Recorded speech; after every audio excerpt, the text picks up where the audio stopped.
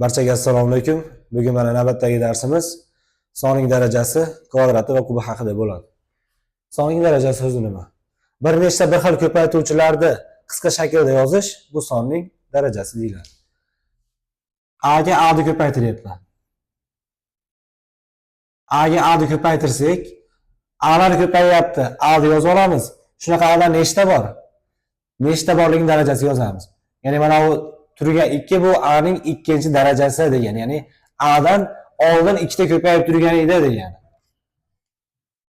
A ko'paygan A. Ketma-ket 3 ta A ko'paytiryapmiz. A ni o'zini yozamiz. Nechta A bor shunaqada? Nechtaligiga sanaymiz, nechtaligini mana darajasiga yozamiz mana. Bu endi A ning 3-darajasi deyiladi. Bizda endi A ning 2-darajasi, A ning 3-darajasi deb yurilmaydi ekanda. A ning 2-darajasini A ning kvadrati deb qo'yilar ekan, chiroyli qilib. Ya'ni bizda ko'proq ishlagan uchun matematikada. A ning kvadrati deb qo'yilar ekan. A ning 3-darajasini A ning kubi deb qo'yilar ekan, bu chiroyliroq qilib. A ko'paygan A'dan 4 ta bo'ladigan bo'lsa, bu A ning 4-darajasi deyiladi ekan. Endi shunaqa A'imizdan va hokazo aytaylik bir n tasi ko'payib turgan bo'lsa, bu nechinchi daraja soladi? Unda A ning n darajasi ko'rinishida bo'lar ekan. 8 ko'paygan 8.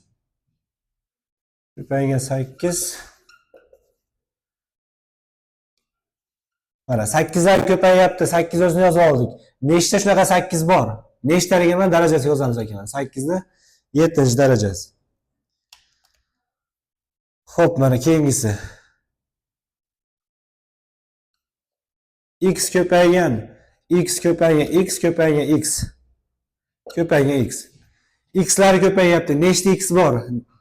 Shuni darajasiga yozamiz mana. Sanasam 5 ta darajasi yozdik mana. Ya'ni X ning 5-darajasi. X plus 3 ko'paygan X plus 3 ko'paygan X plus 3 ko'paygan X plus 3. X plus 3lar ko'payyapti. X plus 3 deb yozamiz. Shunaqadan nechta bor sanaymiz? 1, 2, 3, 4 ta. Nechtaligini mana darajasi yozib qo'yamiz. Ya'ni X plus 3 ning 4-darajasi. Ya'ni bunaqa bir xil ko'paytuvchilarni qisqa shaklda yozib qo'yapmiz. Bu sonning darajasi. Xo'p, ana endi hisoblash kerak ekan. 3 ta kvadrati ko'paygan 11 di. 3 ta kvadrati degani oldin bu 3 kere 3 bo'lgan desak bo'laverami? To'g'rimi? 3 ta kvadratini. 11 deganimiz yo'q, ko'paytmagan joyi turibdi mana. 3 ta kvadrat degani oldin 3 kere 3 bo'lgan desak bo'laverami mana? 3 ga 3 ko'paytirsak 9 kere 11. 99 degan natijaga ega bo'lamiz. Xo'p, keyingi savol mana 5-si mana. 3 qo'shilgan 5 ni kvadrat. Biz bu narsani hisoblashimiz uchun birinchi qaus ichini hisoblab olishimiz kerak. 3 ga 5 qo'ysak 8, 3 ga 5 qo'ysak 8, 8 endi kvadrat. 8 ni kvadrati degani oldin bu 8 kere 8 bo'lgan desak bo'laverami? 8 kere 8 64.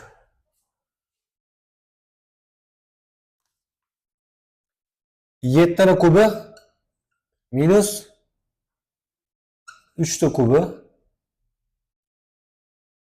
bo'linyapti ekan 7 minus 3 ga. Savollarni qiylashtirdik.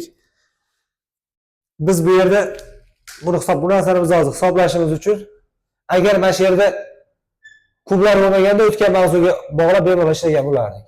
Agar endi bu yerda kublari borligi uchun biz bu mavzumizda darajalarni shu bog'lab beryapmiz misol. 7 ni kubi bilan 3 ni kubini alohida olaylik kelinglar. 7 ni kubi degani 7 ko'paygan 7 dan 3 ta bor deganimi? 7 kere 7. 49 kere 7 endi mana. Ustun shaklda ko'paytiraylik. 7 kere 9 63, 6 dildan 3 ni yozdik. 7 kere 4 28 dildagi bilan 34. Endi mana bu narsamiz 343 bo'lar ekan.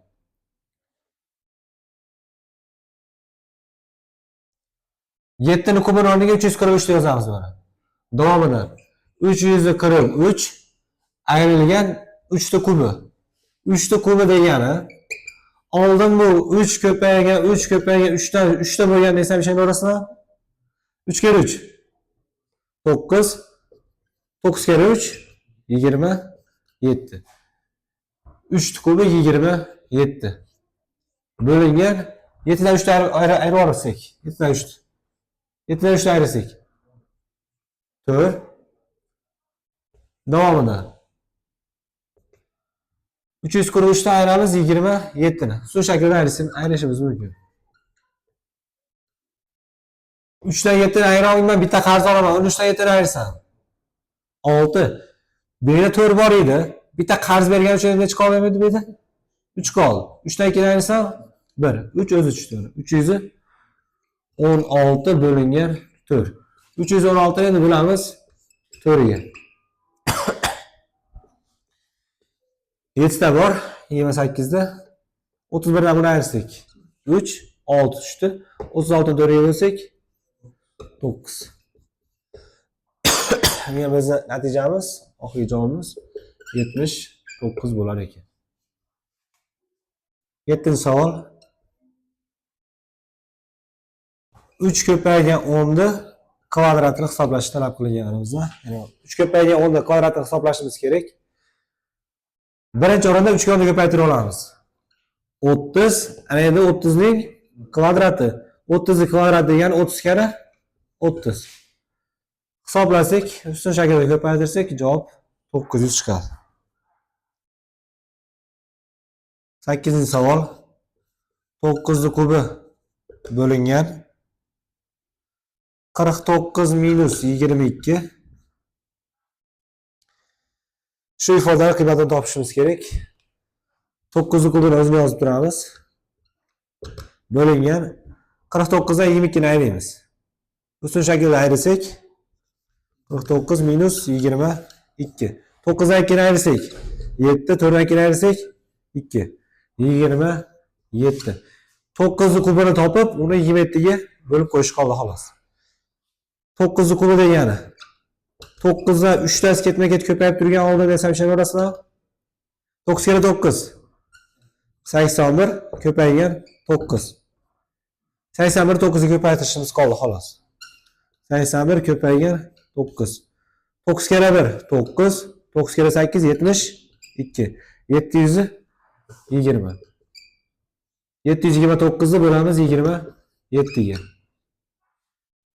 729 bo'lingan 27. 72 ning ichida 2 ta bor. Ko'paytirsak 54. 12 dan 4 ayirsak 8, 6 qoldi. 5 dan ayirsak 1. 9 tushdi joyiga. 189 ni endi 27 bo'lsa ne chiqadi? 7 ga ko'paytirsak 189. 7 ga ko'paytirsak 189. Ayirib olsak 0. Ya'ni javobimiz, natijamiz 27 chiqar ekan.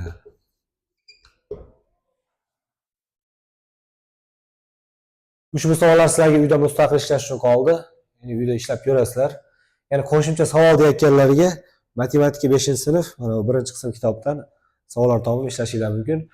Ajratgan vaqtingiz rozi bo'lasizlar. E'tiborlar uchun rahmat.